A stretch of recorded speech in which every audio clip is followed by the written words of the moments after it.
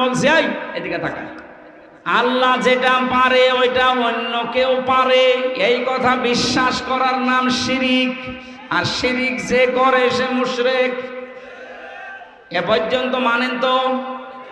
এই কথা বলেন না কেন? আল্লাহ যেটা পারে ওটা অন্য কেউ পারে, এই বিশ্বাস করার নাম শিরিক। আর শিরিক যে করে সে মুশরিক। আরো জোরে বলেন। যে লোকটা নামাজ পড়ানোর জন্য সে গোপালগঞ্জ থেকে এসেছে, এ লোকটার নামে আলেম হতে পারে, আল্লামা লেখা থাকতে পারে, এই লোকটার কার্যকলাপ এবং যাদেরকে সাপোর্ট করেছে এই লোকটা মুশরিক।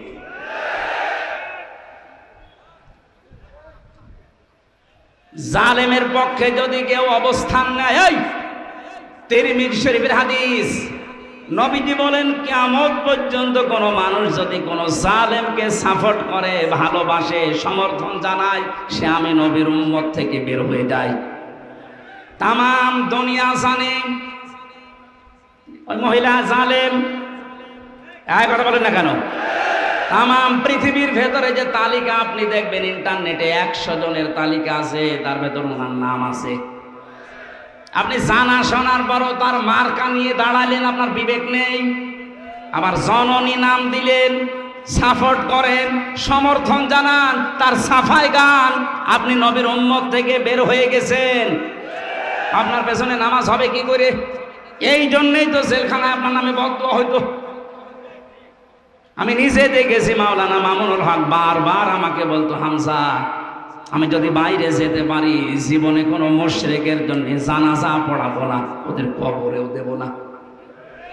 বলতাম, ভাই আপনি এ বিষয়ে এত কড়াকড়ি কেন? বলে, হ্যাঁ আল্লাহর কোরআনের নিষেধ, মুশরিকদের জন্য ক্ষমা চাওয়া জায়েজ নেই।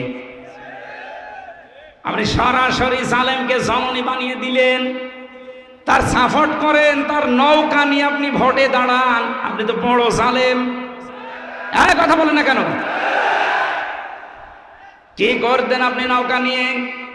পাশ করার পরে ওরা মদের বিরোধ পক্ষে আইন পাশ করতো, আপনিও সাপোর্ট দিতেন। তাহলে আল্লাহ যেটা নিষেধ করে ওটা কেউ যদি করতে চায় সে শিরিক করে। আর শিরিক যে করে সে মুশরিক হয়ে যায়। মুশরিকের জন্য দোয়া করা নবীর জন্যও জায়েজ নেই, ইমানদারের জন্যও জায়েজ নেই। যদিও এটা আপনার আত্মীয় হয়, আপনার নিজের এলাকার মানুষ বলে আপনি সাপোর্ট করবেন। এবার কোরআনের আয়াত একটা শোনেন, আপনি তো নিজেও জানতেন, ইয়াউমা নাদউ কুল্লা উনাসিম বিইমামিহিম। সূরা বানী ইসরাঈলের ৭২ নম্বর আয়াতের প্রথম অংশে আছে, রংপুর কুড়িগ্রাম এলাকার মানুষেরা কান খাড়া করে শোনেন আর বিবেক দিয়ে ভাবেন। বুদ্ধি আল্লাহ আপনাকে এমনি দেয়নি, শুধু জিলাপি খেয়ে রবিউল আউয়ালে শেষ করে দেবেন এজন্য আপনাকে আল্লাহ পাঠায়নি, পাঠিয়েছে আপনার বিবেককে কাজে লাগাতে। আপনি একটু ভাবেন তো, কিয়ামতের দিন আল্লাহ বলেন আমি তোকে ডাকবো বিচারের জন্য, কিন্তু তোকে একা ডাকবো না, আগে ডাক দেব তোর নেতা নেত্রীকে, এরপরে তোকে। এটা তো আমি বানালাম না। ইয়াউমা নাদউ কুল্লা উনাসিম বিইমামিহিম। সূরা বানী ইসরাঈল 15 নম্বর পারা 8 নম্বর পৃষ্ঠার 3 নম্বর লাইনের 72 নম্বর আয়াতের প্রথম অংশে আছে। যত তাফসীর আমি পড়েছি জীবনে, সব মুফাসসির আয়াতের ব্যাখ্যায় একই কথা লিখেছেন। আল্লাহ বলেন কিয়ামতে যখন তোকে আমি ডাক দেব, আয় বিচার হবে, তোরে আগে না, আগে ডাকবো তোর নেতাকে। কাকে? আগে নেতা থাকবে, এরপরে আপনি। বিবেক যদি থাকে বলেন তো, আপনি যে নেতার নেতৃত্ব মেনে চলেন, যাকে আপনি আদর্শ মনে করেন, যার পেছনে স্লোগান দেন, যাকে ভোট দেবেন বলে আপনি আশা করে আছেন, এই লোকটা যদি আপনার সামনে থাকে, আপনি তার পেছনে, আপনার কি মনে হয় যে আল্লাহ আপনাকে মাফ করবে? এখন যদি বলেন না, ধরা খাবেন না। আপনি যেন ধরা না খান, বিপদে না পড়েন, এই জন্যই তো এত কষ্ট করা আমাদের। এত কোন দুঃখে সেই কুষ্টিয়া থেকে পর্যন্ত এত দূর পথ বাড়ি দিয়ে আমার আশা আবার চলে যাওয়া লাগবে কোন কারণে? আপনি যাচ্ছেন, আমি দেখতে পাচ্ছি কোরআনের চোখ লাগিয়ে যে জাহান্নামে যাচ্ছেন, আপনি ধরা খাবেন।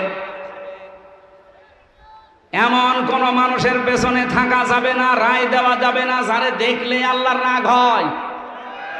এরকম মানুষ দেশে নেই। আপনি এমন মানুষের পেছনে থাকবেন, রায় দেবেন, সমর্থন জানাবেন যাকে দেখলে আল্লাহর কথা মনে হয়।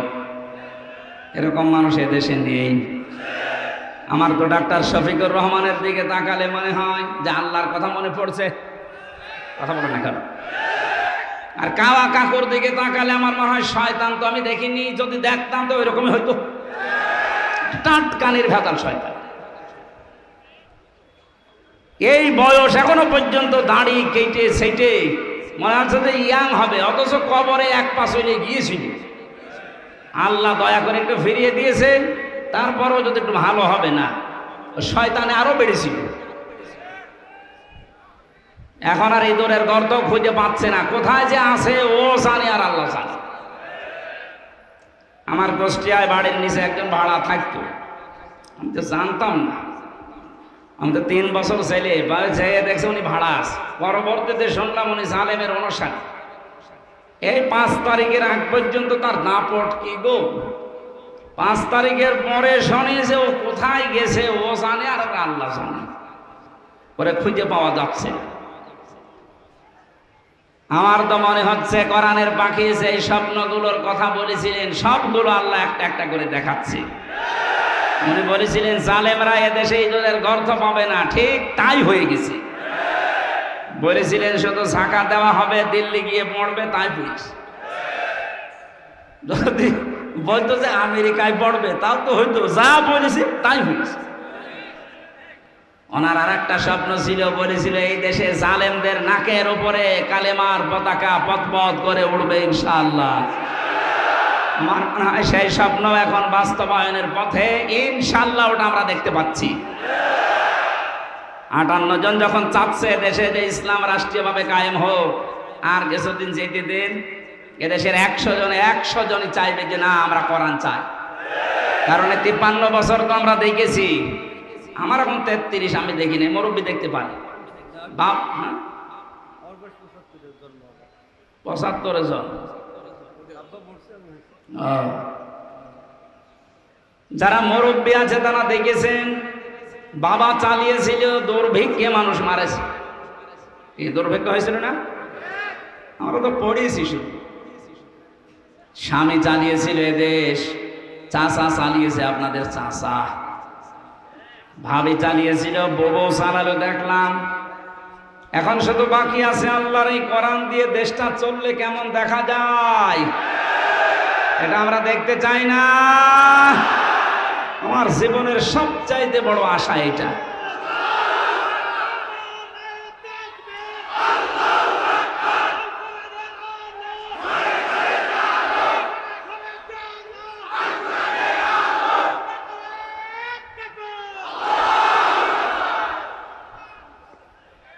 মুসাফির অবস্থায় আছি এখন।